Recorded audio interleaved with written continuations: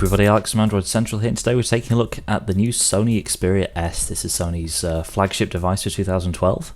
It's a 4.3-inch device with a really nice HD screen and a fantastic camera, so let's dive in and take a closer look. So you've got this clear bar down at the bottom that actually houses some of the antennas, and you've got buttons above that. Around the back is the 12 megapixel camera. That's right, this thing takes photos at 4000 by 3000, and you can also record video up to 1080p. Camera button and volume rocker on the right hand side. You've also got a clip out section there for mini HDMI. Up top we've got the power button and headphone jack, and along the left side we've got this other clip out area for micro USB. So if we slide the back of the device off, you're not actually going to see very much back here. All we've got is this micro SIM port. The battery's behind there, but you can't remove it. So no battery, no removable storage, all you've got is this micro SIM. So a regular SIM won't work, you'll have to either cut it down to size if you're feeling brave, or get a replacement micro SIM from your carrier. So while we're powering on, let's just talk about what's inside this thing. We've got a dual-core 1.5 GHz CPU, so pretty fast, a gig of RAM, 32 gigs of internal storage. And as you can see on top of Android, we're running Sony's Next UXP software. So you get 5 home screens customizable with the usual collection of widgets. We've got this really cool sort of wavy live wallpaper in the background that looks really nice, and especially considering you've got a 720p screen on here, so everything's really crisp, really nicely detailed. And comparing this to the Galaxy Nexus, there really is very little in it, and actually the Xperia S wins out on pixel density because it does have a slightly smaller screen. So you've got all the usual Sony stuff preloaded on here, including the Timescape app, which we're in now for social networking and messages. But what you'll notice is a little different is the way these buttons work. So you press them and they light up, but the actual contacts themselves are these tiny dots above the icons. And these can be a little tricky to hit, so we're definitely going to have to see how we cope with that in the next week or so. Anyway, focusing back on the UI, we can see some of the changes Sony's made to its layout. We've got new widgets, including one for Track ID. You've also got this nice looking weather widget here. If we tap it, it'll fold out and give us an overview of the next few days' weather. So quite a few tweaks to the software from Sony, but the one thing it's missing is the latest version of Android.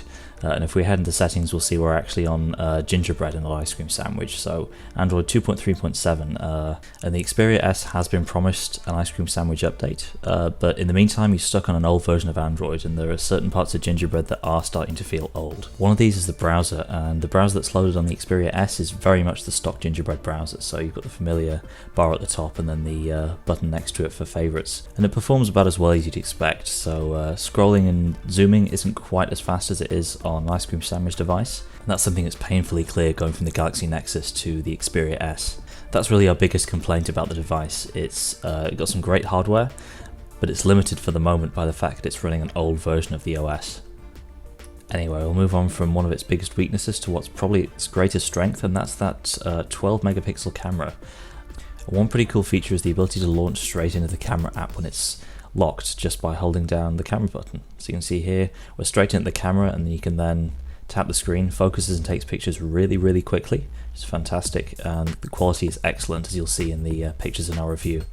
And just like last year's Xperia phones, you can also take 2D and 3D panoramas, and these will show up in their own special area within the gallery app.